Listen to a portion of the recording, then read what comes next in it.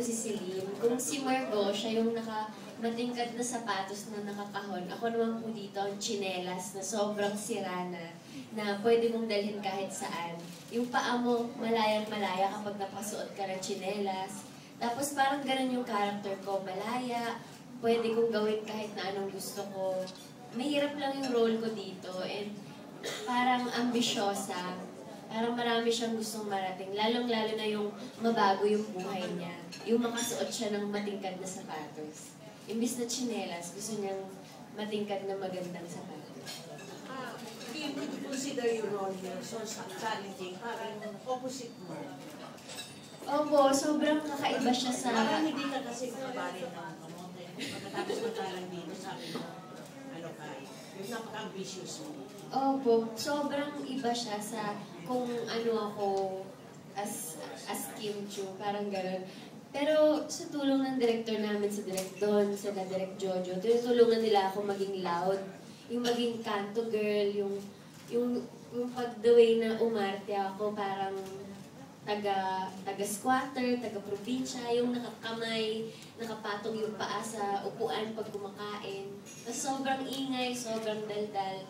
As in, parang ngayon lang ako nakagawa ng character na ganito sa lahat ng mga teleserye na ginawa. She is a big revelation here, Tita. May mga bago na may mga eksena na natunan kayong dalawa. Dito po. Kayong dalawa dito sa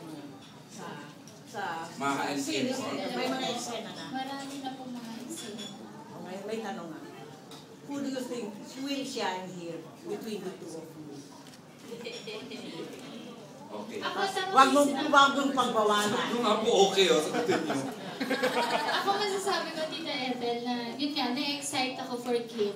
Kasi ibang Kim, iba yung atake ni Kim dito sa teleserye na ito. Kaya sobrang excited ako papalabas na yung Inakapatid Anak. Dahil yun nga, sabi ni Kuya EJ, big revelation si Kim. Ako talaga, hindi ikaw din naman. Ganda naman kaibigan tayo. Syempre si Maha, kasi syempre naka-Best Actress Award siya. Wow!